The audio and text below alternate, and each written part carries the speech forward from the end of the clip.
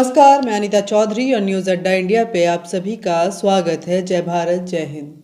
देखिए, कोरोना एक बार फिर एक नए वेरिएंट के साथ अपना दस्तक दे चुका है भारत के पड़ोसी देश में, चीन में, जो कि इस कोविड का इमर्जिंग पॉइंट भी है, एपिसेंटर भी है, जिसके लैब से ये मानव कृत वायरस जो है उत्पन्न हुआ था। आज उसी की जमीन पर हाहाकार मचाए हुए है, लोग त्राहिमाम कर रहे हैं, लाशों की वहां ढेर पड़ी हुई हैं। ये विजुअल देखिए चीन के ये विजुअल देखकर आपके भी दिल दहल जाएंगे। अस्पतालों में लाशों की जैसे पिलर्स बन रहे हैं वैसे बन रहे हैं, लोग मर रहे हैं, पूरा सिस्टम फेल हो चुका है, किसी की समझ में कुछ भी नहीं आ रहा है।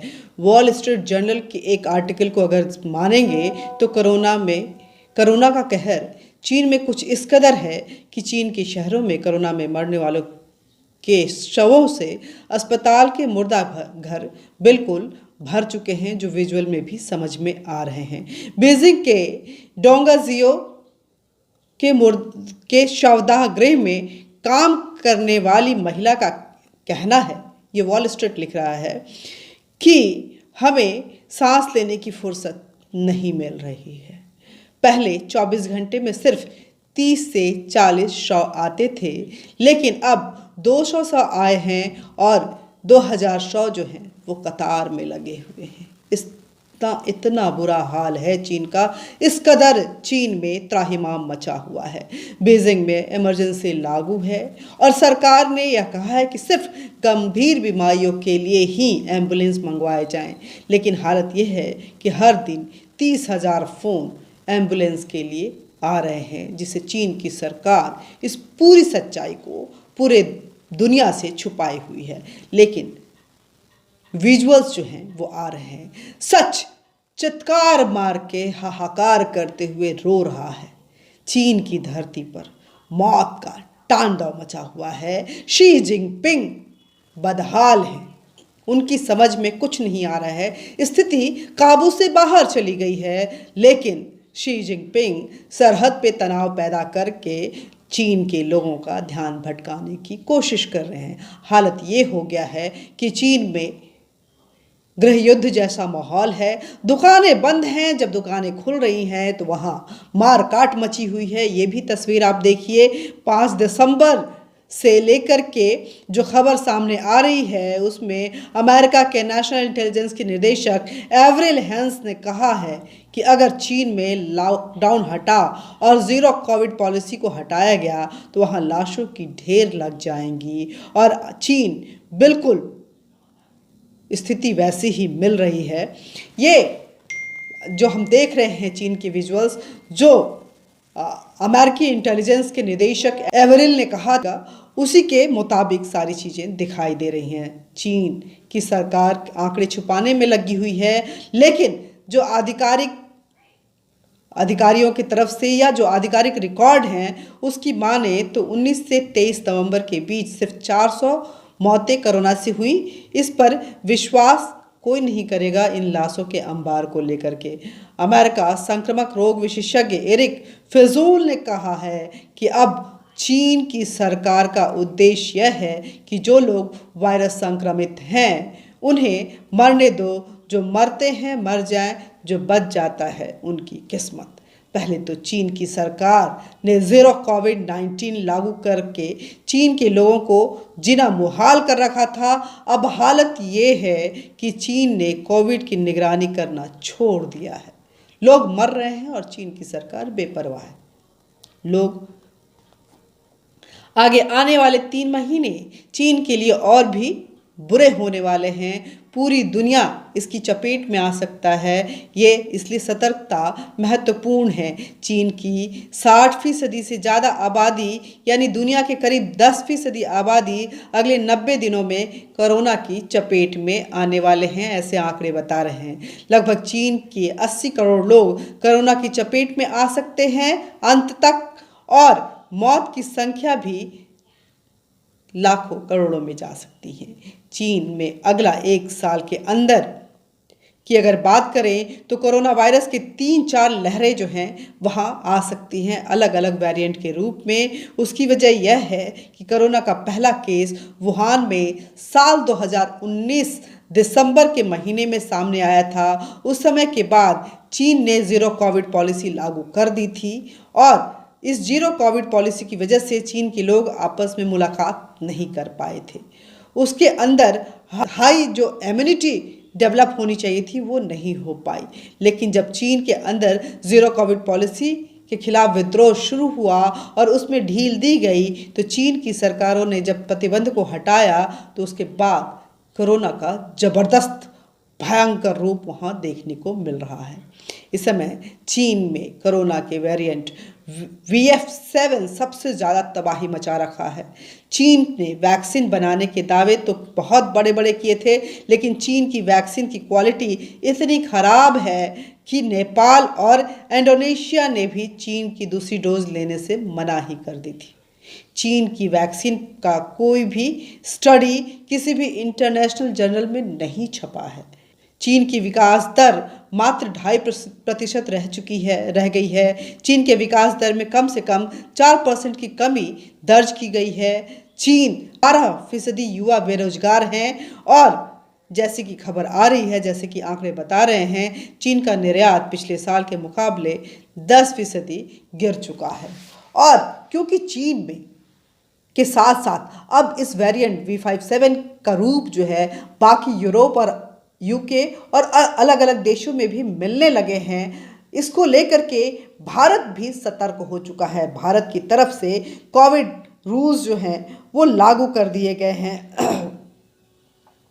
और इस नए नियमावली के अनुसार कोविड के वो सारे प्रोटोकॉल्स जो हैं वो लोगों को मानना होगा। हेल्थ मिनिस्ट्री की तरफ से इसको लेकर के एडवाइजरी जारी कर दी गई है। प्रधानमंत्री मोदी ने भी रिव्यू मीटिंग ली है।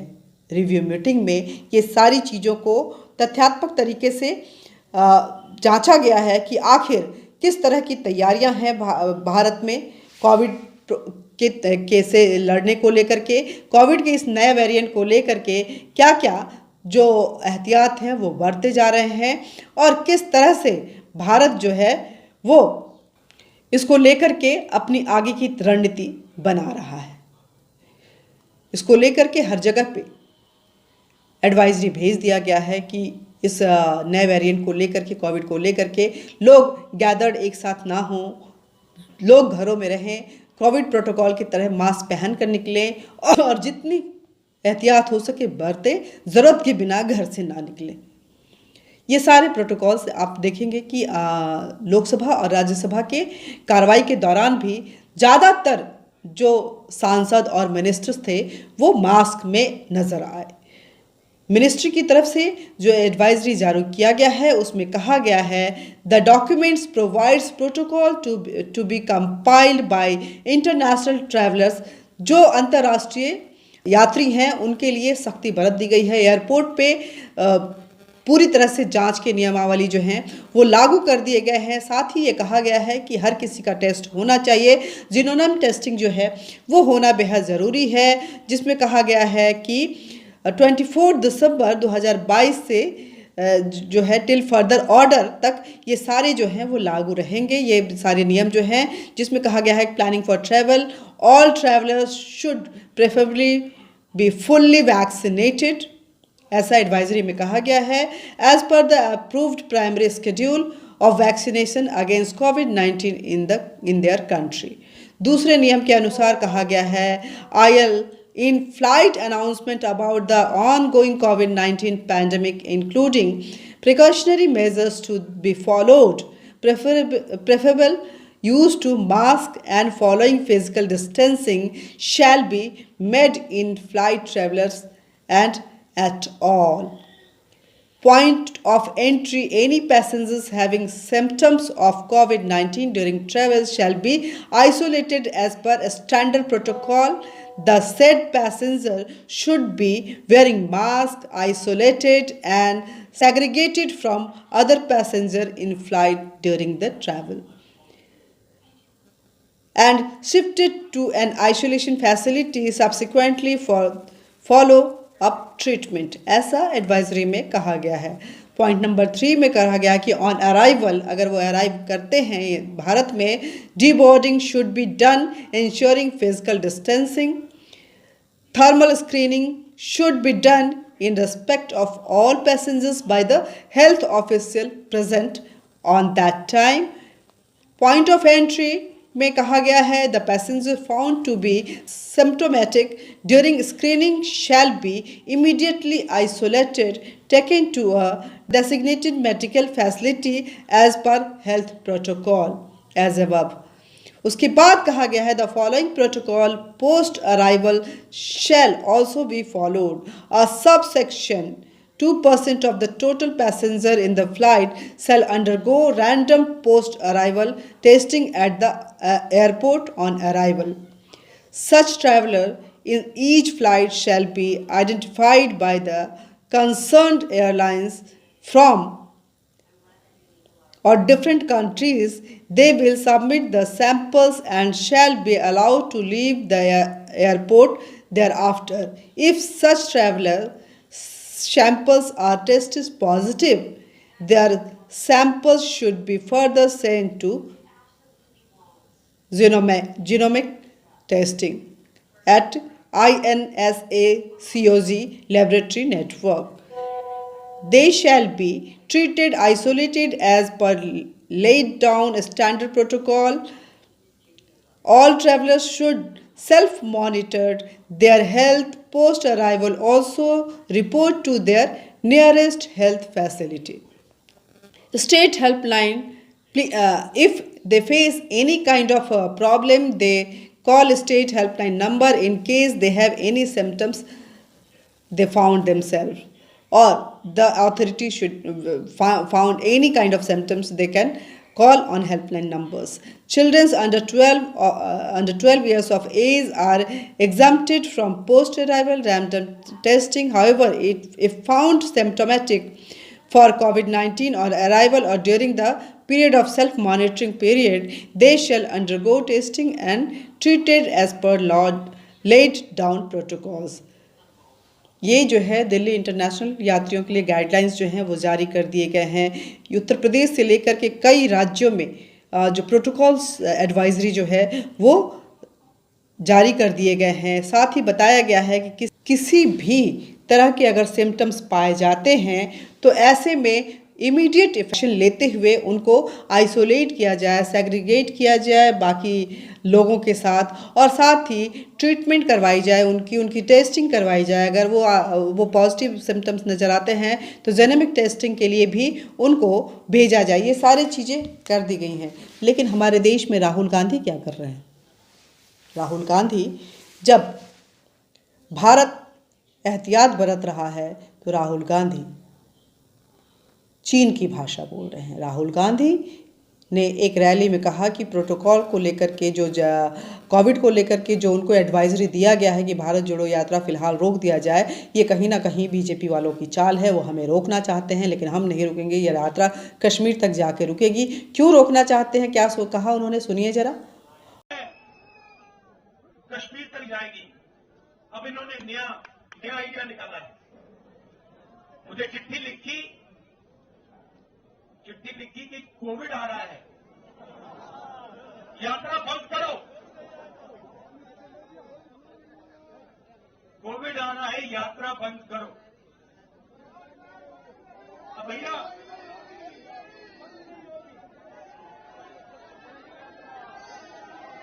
मतलब अब देखिए, अब यात्रा को रोकने के लिए बहाने बन रहे हैं। मास्क पहनो, यात्रा बंद करो, कोविड फैल रहा है, सब बहाने हैं। हिंदुस्तान की शक्ति से, हिंदुस्तान की सच्चाई से ये लोग डर गए हैं। ये सच्चाई। और देखिए यात्रा में, देखिए मैं आपको मजेदार बात बताता हूं। वो क्यों रोकना चाहते हैं, उन नज़ारों को भी देखिए, इन नज़ारों को देखिए। राहुल गांधी जैसा दिखने वाला व्यक्ति राहुल गांधी ही अगर है तो ये क्या कर रहा है, किस तरह से चल रहा है, ये सवाल खड़े कर रहे हैं। ये किस तरह की भारत जोड़ो यात्रा है जहां इस तरह के नृत्य और मनोरंजन चल रहे हैं, ये सोचने वाली बात है। इस पर मैं कुछ नहीं बोलूँगी, आप खुद तय कीजिए और उसके बाद ये सोचिए कि राहुल गांधी आखिर ऐसा क्यों कर रहे हैं। फिर एक बार चीन के सामने भारत को पस्त करने के लिए कहीं राहुल गांधी इस तरह की हरकतें तो नहीं कर रहे हैं कि ताकि लोग कोविड की चपेट में आए और राहुल गांधी चीन का नमक जो खाया है उन्होंने राजीव गांधी फाउंडेशन के मार्फत से, उसकी अदायगी करें। जय हिंद, जय भारत। मिलते रहेंगे और बातचीत का ये सिलसिला भी जारी रहेगा।